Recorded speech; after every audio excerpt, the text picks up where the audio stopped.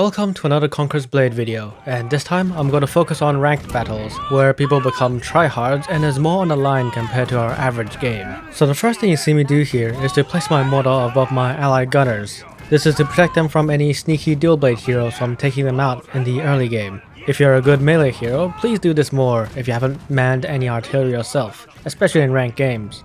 Once I saw the siege tower on the right wasn't being moved, and there was another mortal here to protect the gunners, I chose to move the tower instead. Let me talk a bit about ranked battles. Ranked battles are my favorite game mode because of how much more organized the battles become, and how much of the chaotic nature of random sieges become replaced with a coordinated effort to find victory. It's quite unfortunate how ranked are only open in select time spaces, but for the enjoyment you get out of them, I like to try to play them when I can. In fact, I know people who only play ranked and nothing else because of how good the game mode can be. Hopping back to the gameplay, if you look at the minimap, the enemy forces have collected themselves on the left wall as a result of our allies making a massive distraction on the most left siege tower. This is when I move up the right siege tower with my mortal, followed by 2 more units of tertios, snatching a quick point capture without the enemy coming back to defend it. Many factors created this situation. I had my mortal placed perfectly to deter any advances, so if they wanted to come take the point back, they'll need at least 3 sets of units and heroes. But if they do decide to come with that many units, we can trebuchet them, making the game swing in our favor in the long run. As a result, the enemy lost interest in point A and went to point B to set up a defense before we could snowball our way into capturing it. A good call, because the ability to quickly understand the tide of battle and pinpoint when to stop and set up a proper defense is something very important for the defending side. Because in the end, the goal of the game is to win, even if you have to make some sacrifices. But I would bet the biggest reason the enemy retreated was that they wiped out our allies on the left tower, so they gave up the point for that trade. So after pointing out the minimap that we should capture the right side supply point, our forces turned around and went for it. Let's skip ahead again. What awaits us on the supply point was more than just a group of enemy units. In fact, because of the early retreat, some enemy heroes have come up with the brilliant idea of protecting this supply point. As I wait for my units to come up, and as you can see, most of my allies are getting into the supply point, so the enemy will not have a good time protecting it. If we get a jump on them and take out 3 units right now, the enemy might lose the defending advantage they built up just then. I charged into the enemy with my Carnage and was quite surprised to spot 2 units of paladins waiting around the corner. Being a bit late to recognize them, I panic braced to lower their charge damage, and with the help of my team, we take them out slowly but surely, giving us a unit advantage for about a minute. Just remember to not use a trebuchet when your allies have an advantage, like in this situation, because once the battle is over, your trebs will hit your allies, and those reapers just took that even without budging. Great rework. While I take out my next unit, my trusty tertios, let me talk about the Iron Reaper rework. Some have failed to appreciate just how much of a buff they received in the last small patch. Well, they are now monsters with the sword mode, hitting up to 6 units in one swing, and now with their new skill, they are completely immune to all crowd control for an entire 12 seconds. Some others and I have been researching and testing them out in our Discord for quite some time, so if you want to join in on the discussion, the link is in the description below. Oh, and leave a like and subscribe on the way. My goal is to reach 1000 before the end of the year, and any help towards that goal would be greatly appreciated. Now back to the gameplay. With my tertios doing their damage, I'm looking for a spot to trebuchet the enemies coming from the main road, but as you can see, I fail at this endeavor. As I said before, I mainly use the trebuchets when the team is about to lose, and following my failed attempt to treb the enemy, I'll move my tertios back because the enemy is going to advance into our ranks soon. Tertio really excels in extended periods of engagements like this situation. They have the armor and health to deal constant damage to the other side. Because the defending side must stay somewhere in this straight line or risk losing the point, the side with the stronger firepower and the stronger shield to tank the damage will win.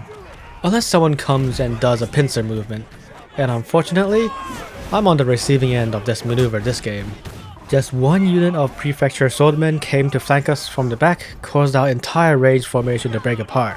While some have searched for shelter under the mortal to escape the enemy gunner bombardment, it's safe to say I was outmaneuvered this engagement. But regardless of my losses, my allies find a way to capture the point and win point B, likely due to another pincer movement of our own against those who stayed on the main road, being crushed by our freshly respawned allies. Now, onto my 3rd unit, one of my all-time favorites, the Fortebrachial Pikemen. I was quite wary of bringing them out at this supply point, because I'll need to move half the map to get to my allies attacking home point. But regardless, I chose to take them out and walk the long walk. So a few tips to pass the time. Always make sure to use either F2 or F3 formation to move them around. Because of how pressing double C works, they will become very loose and very vulnerable.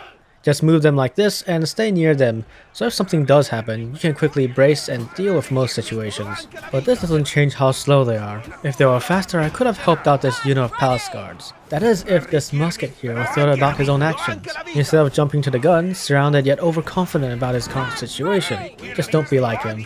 Pulling back my forward brachio so I don't become like those palace guards, I spot a unit of cavalry, and I bet his intentions are to move around the flank and crush my ally formations from the back. This is ranked after all, and I expect this to some degree, and being the person to have the best unit to block their advance, I forced them to retreat with my pikes. The next thing I have in my mind is that I should use my trebuchet shot, because there is a great position that I could use it on right now. With my pikes blocking any cavalry advances, I wait for the timer to finish and point the trebs at this position. If done right, and lucky, I could get the entire enemy team on the side of the wall. But I wasn't that lucky. The enemy moved out of the way because my allies failed to defend their location. And Amol kidnapped me as if to laugh at my failure. What is a game of Conqueror's Blade if not to be grabbed by a mole to at least once a game, am I right? Well, let's reset and look at the bright side. We have 8 minutes on the clock, and we only need one good push to win this game. So let's skip to when I get my photo-brachial pikes out again, and see where the game leads us to. With the pikes on hand, I ready up to the entryway into the home point. Being ranked, our allies are setting up mortars for the next fight. My goal here would be to protect them against any roaming heroes using my pikes. And being the user of the great pikes, I also need to support our team's push into the point by being around whenever I'm needed, or in other words, to be behind our shield wall so he is confident to lead the push. But before any of that, I face my pike to the back, just in case another cavalry wanted to rush into our formation from behind. That would be tragic if it did happen.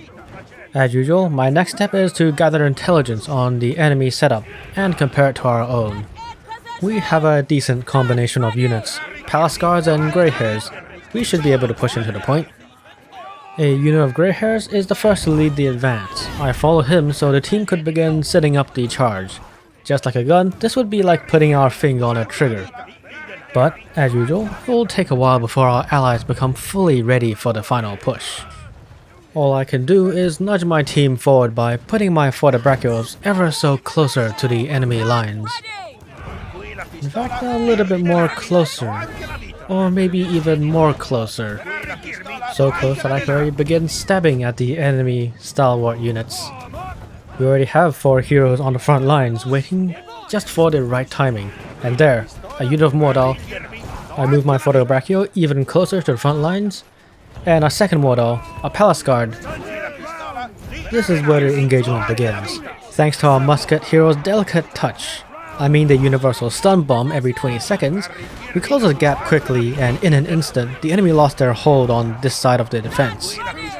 Really, it went so fast that I didn't even get to do much damage. Where are the stalwarts? Where are the grey hair units? Well, no matter the answer, we are going to win this. With this side dealt with, we continue to the point. So another reason why I brought out my photo-brachios for this final push is not to only deal damage behind my allies' shield walls, but to delete any hero who dares enter the point on my watch. If you didn't know, the photo-brachios with their X and V, which means they will group up to a box and attack the closest thing in range, which is a massive circle that encompasses the point. Anything that goes in will get eradicated in an instant. This makes the photo-brachio one of the best units to hold the point against enemy heroes who want to prolong their timer. Just remember to keep your distance from the hero you're aiming for, because the photo-brachio like to aim at the closest thing to their pike tips. And anything too close, they will simply disregard until they have their range.